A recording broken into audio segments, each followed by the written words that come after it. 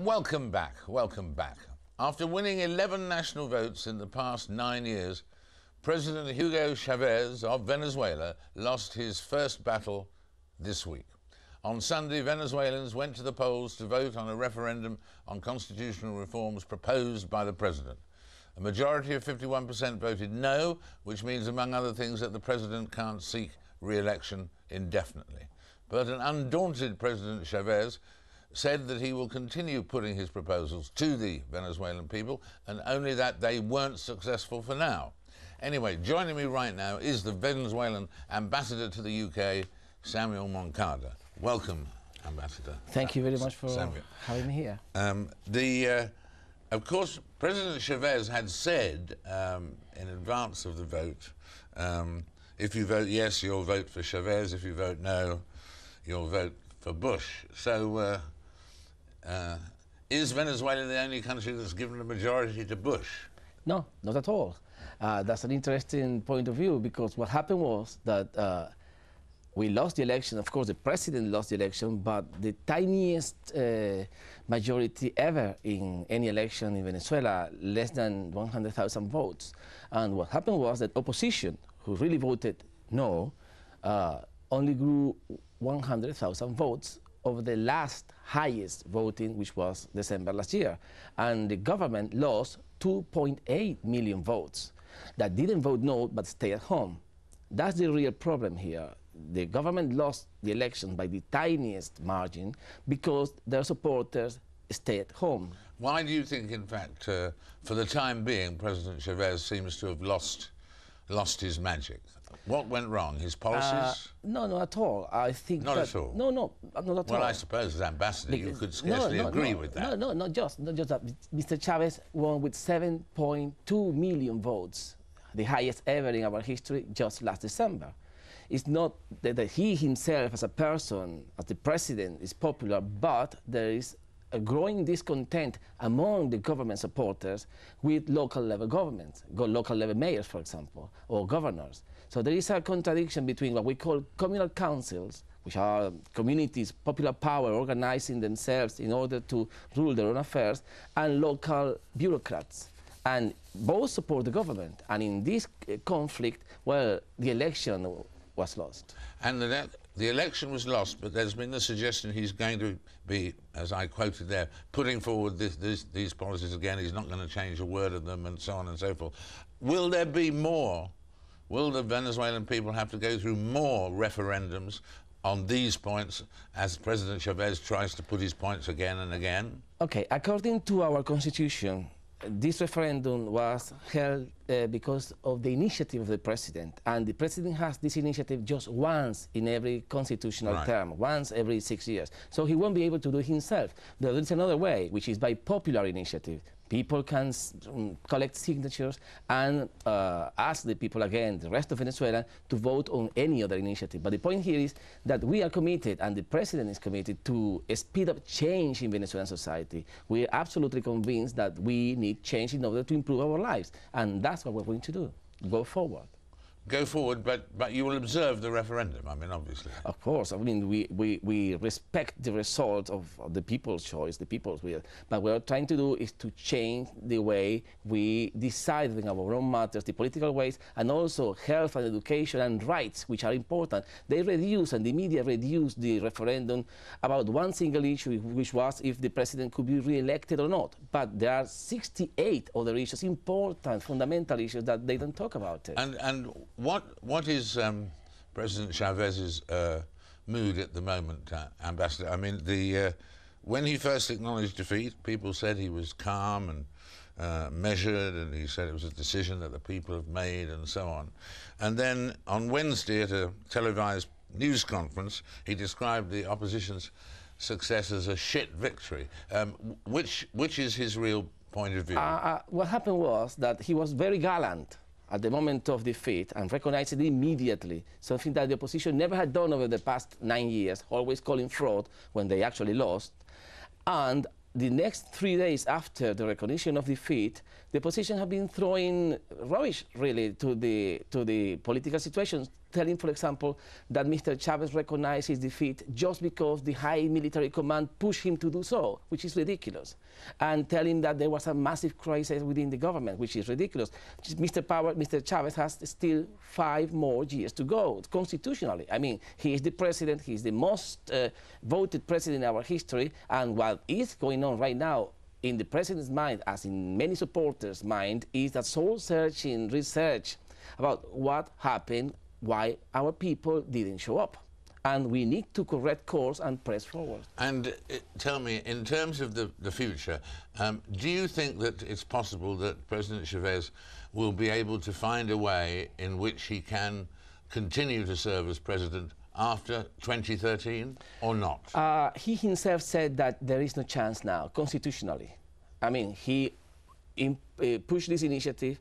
He was defeated, so he has to end in 2013. But that doesn't mean that his political life is ends there. But more, that doesn't mean that our revolution, the people's process to change their own lives, is finished. I mean, this is not hanging on one man. We are a collective process, and although most important Mr. Chavez is, he's not the whole process by far. Thank you very much for being with us. You also said that maybe the Venezuelan people were not yet mature enough for socialism. Well, socialism, there has many definitions, and we are sure that our people is on the right side of justice, of anti-discrimination, anti-imperialism, not intervention, sovereignty of small countries. We're all for it, and for us, this is socialism. Well, we thank you very much for being with us. We appreciate it. Thank you very much indeed, Ambassador. Thank you. you.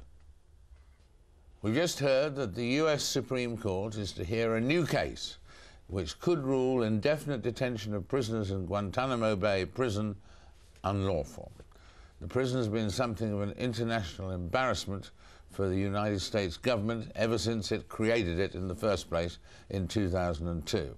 That embarrassment was particularly acute when in 2003 a chaplain in the prison was accused of spying and aiding the Guantanamo Bay prisoners after he had objected to the cruel and degrading abuses to which the prisoners were suffered. After 76 days of imprisonment, James Yee was released without charge. Without charge. Joining me today is the Chinese-American Muslim former US Army chaplain in Guantanamo Bay, James Yee. James, tell me how you and Guantanamo Bay first came into being together. Right. Well, I was assigned to Guantanamo to be the Muslim chaplain of this Joint Task Force prison operation in November of 2002. I was specifically handpicked, and I think that came about after I received an enormous amount of praise and recognition from the highest levels of my government within the Pentagon and in the State Department for my contribution in the immediate post-9/11 aftermath, educating soldiers and U.S. service members about Islam and the Muslim culture. And then at that stage you went in, and how long were you there in Guantanamo? I served 6 months and then was involuntarily extended for another 6 months. But I had served a total of 10 months before I would then be unfortunately arrested and wrongfully accused of these very heinous crimes. But before we get to that, what was your impression of Guantanamo? To what extent did you find it cruel, inhuman? Well, when I first got to Guantanamo, I immediately observed and felt myself how hostile the environment was towards Muslims. Not only towards the Muslim prisoners, but also towards the many American Muslims who served that Joint Task Force prison, many of them translators. And you had in fact converted earlier to the Muslim faith. I'm a Muslim from the convert. Christian faith. I'm a Muslim convert after being raised a Lutheran. So now, how did the arrest come about? Because you weren't actually on Guantanamo Bay at that particular point. How and why do you think you were arrested? Well, I was given a 2-week break. We call it R&R, rest and relaxation. Right. I was on my way home to see my family for 2 short weeks. But when I landed in Jacksonville, Florida, I was met by customs officials, immigration officers. They would search through my backpack. They would make spurious claims that I had suspicious documents. And then out of nowhere, the FBI was there, counterintelligence officers, Navy intelligence officers were all there to interrogate me and make claims that I indeed had classified documents, after which they got an arrest warrant, and then I would be jailed in secret and locked away ultimately for those 76 long days. So those were in secret, those days?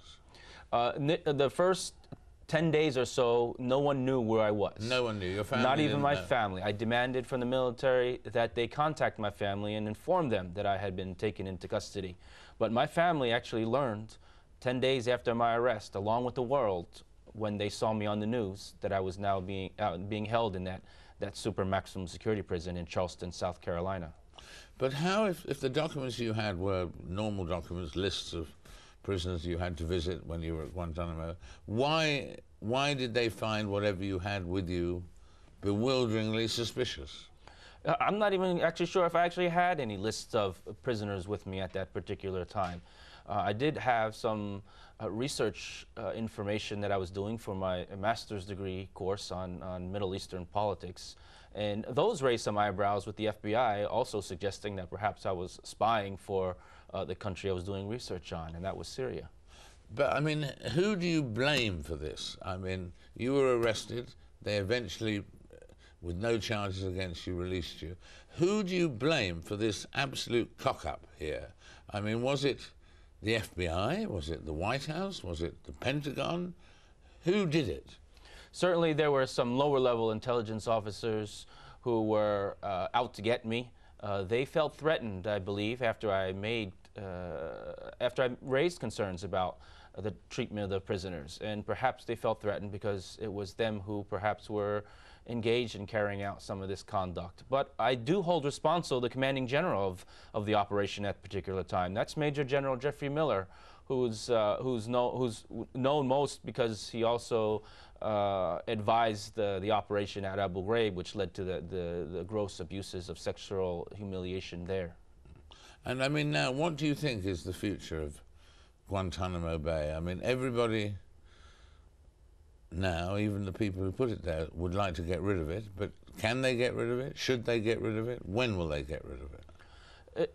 In all honesty, in my view, I don't believe Guantanamo Bay, Cuba is going anywhere anytime soon. There are some very permanent prison facilities that have been built down in Guantanamo, and they cost millions of dollars. And that investment, to me, is an indication that it's going to be there for a long time to come. I mean, there's been some rhetoric, even from the White House, saying that they would like to close Guantanamo. But it's a huge, complicated legal mess, and it's one that my government just really hasn't figured out yet.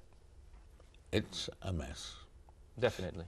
Thank you very much indeed for being with us, James. It's been my pleasure. Pleasure to talk to James about an extraordinary historical anomaly, Guantanamo Bay. Do join us again right after the news, which is now.